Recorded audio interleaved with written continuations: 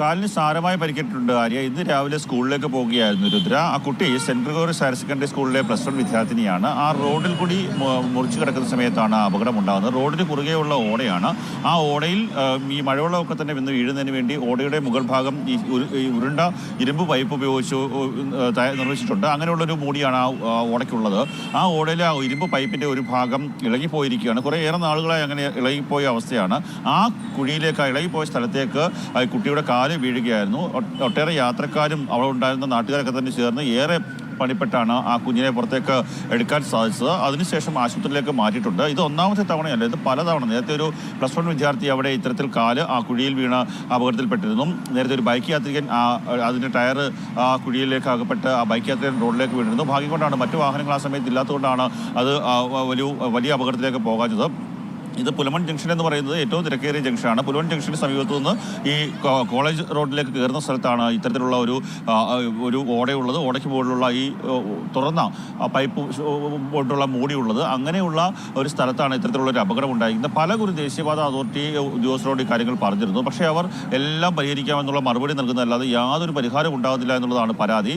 ഇപ്പോൾ ആ സംഭവ സമയത്ത് ഏതെങ്കിലും ഒരു മറ്റു വാഹനമോ മറ്റോ കടന്നു വന്നിട്ടുണ്ടെങ്കിൽ ആ കുട്ടിക്ക് വലിയ അപകടം സംഭവിക്കേണ്ടതായിരുന്നു. പക്ഷേ അവിടെ നാട്ടുകാരും മറ്റു അവിടെ ഉണ്ടായിരുന്ന സ്ത്രീകളും ജോലിക്കൊക്കെ വന്ന സ്ത്രീകളൊക്കെ തന്നെ ഏറെ പണിപ്പെട്ടാണ് ആ കുട്ടിയെ പുറത്തേക്ക് എടുത്തത്. കാരണം ഇതിപ്പം നമുക്ക് ഈ ദൃശ്യങ്ങൾ കാണുമ്പോൾ തന്നെ ഇതൊരു അപകടം ഉണ്ടാക്കുന്നതാണ് എന്ന് നമുക്ക് മനസ്സിലാകുന്നുണ്ട്. എന്തുകൊണ്ടാണ് ദേശീയപാത അതോറിറ്റിക്ക് ആവർത്തിച്ച് പറഞ്ഞിട്ടും ഇതിൽ എന്തെങ്കിലും ചെയ്യണം, പരിഹാരം കാണണം, മാറ്റണം, കാരണം ആളുകളുടെ ജീവന ഭീഷണിയാണ് എന്ന് തോന്നാത്തത്? യാതൊരു തരത്തിലുള്ളൊരു മറുപടിയും ഇവരുടെ ഭാഗത്തുനിന്ന് ഉണ്ടാകുന്നില്ല. എല്ലാം ശരിയാക്കി തരാം എന്നുള്ള മറുപടി പറഞ്ഞിട്ട് അവർ പോവുകയാണ്. അപകടം ഉണ്ടാകുമ്പോൾ ആ സ്ഥലത്തേക്ക് ദേശീയപാത അതോറിറ്റിയുടെ ആൾക്കാർ വരാൻ പോലും തയ്യാറാകുന്നില്ല എന്നുള്ളതാണ് ഏറ്റവും മോശകരമായിട്ടുള്ള വസ്തുത. അവർ അവിടേക്ക് തിരിഞ്ഞു പോലും നോക്കുന്നില്ല. ഇനി എന്തെങ്കിലും സംഭവിക്കട്ടെ എന്നുള്ളൊരു നിലപാടെടുത്തുകൊണ്ടാണ് അവർ ഇങ്ങനെ മുന്നോട്ട് പോകുന്നത്. നേരത്തെ ഒരു +1 വിദ്യാർത്ഥിക്ക് 4-5 മാസം മുമ്പ് ഒരു +1 വിദ്യാർത്ഥിയുടെ കാലകപ്പെട്ടു. ആ സമയത്ത് ആ കുട്ടി കാല് പുറത്തേക്ക് വലിച്ചെടുത്തതിനാലാണ് വലിയ പരിക്കേൽക്കാതെ പോയത്. ഈ കുട്ടി രുദ്ര ഷുബു എന്ന് പറയുന്ന കുട്ടിക്ക് കാല് നല്ല രീതിയിൽ താഴേക്ക് പോയി. ആ സമയത്ത് ഏതെങ്കിലും മറ്റു വാഹനങ്ങൾ കടന്നു പോയിരുന്നെങ്കിൽ ഒരു സംശയം വേണ്ട, വലിയ അപകടത്തിലേക്ക്, വലിയ ദുരന്തത്തിലേക്ക് കാര്യങ്ങൾ പോവുകയാണ്.